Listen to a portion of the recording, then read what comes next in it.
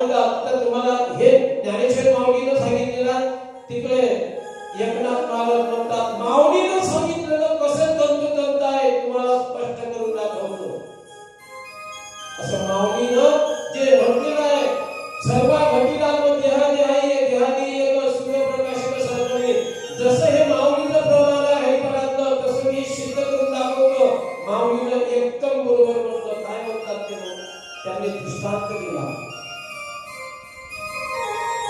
एकनाथी भागवतामध्ये एक दृष्टांत आलेला आहे. मला सांगा एवढाले जे मळके आहेत समजा मनाचे मळके घट घट म्हणजे माऊलीचं दृष्टांत माऊलीचं प्रमाण घट म्हणजे घट नाही का हे घट म्हणजे हजार